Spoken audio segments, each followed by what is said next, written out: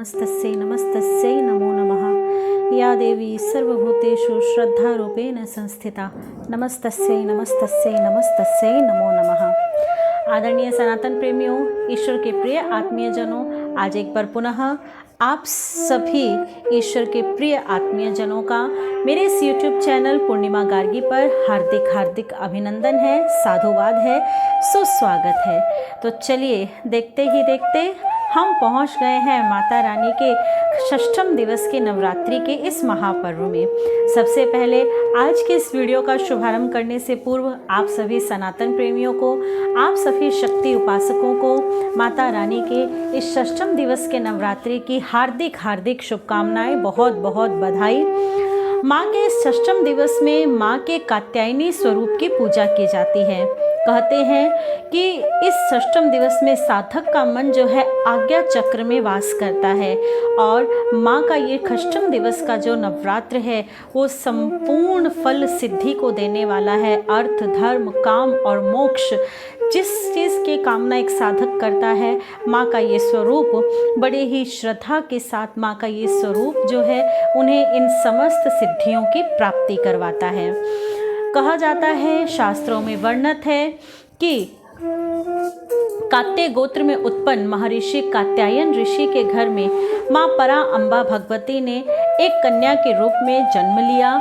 वहीं कन्या जो है ऋषि कात्यायन की पुत्री बनकर के माँ भगवती कात्यायनी के स्वरूप से प्रसिद्ध हुई और माँ कात्यायनी के इस स्वरूप की पूजा की थी ब्रज में निवास करने वाली श्री कृष्ण की उन समस्त गोपियों ने, जिन्होंने भगवान श्री कृष्ण को पति रूप में वरण करने के लिए माँ कात्यायनी का आवाहन किया था, उनकी पूजा की थी, उनकी अर्चना की थी। इसलिए कल माँ का ये जो स्वरूप है उन सभी सौभाग्यशाली स्त्रियों के जीवन में सम्मान और उन सभी स्त्रियों के जीवन में उनके पति के प्रेम के लिए अत्यंत ही लाभकारी है। यदि जिन कन्याओं का विवाह नहीं संपन्न हो पा रहा है वो कल माँ के इस कात्यायनी स्वरूप की पूजा करें, माँ को 16 श्रृंगार समर्पित करें, माँ को लाल लाल चुन्नी, चूड़ियाँ, माँ को मेहंदी, माँ का पूरा 16 श्रृंगार की सामग्री एकत्रित करके।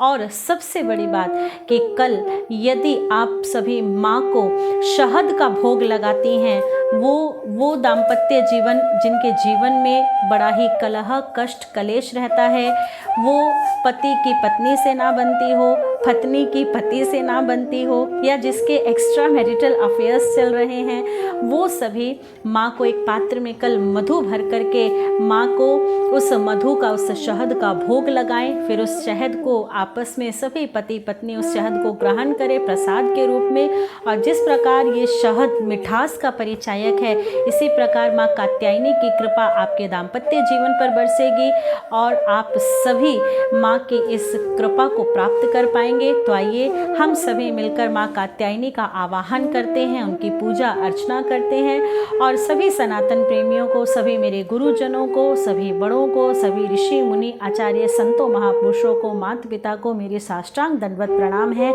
सभी को प्रेम भरी राधे राधे। जय श्री कृष्ण, जय श्री श्याम, जय माता की। धन्यवाद।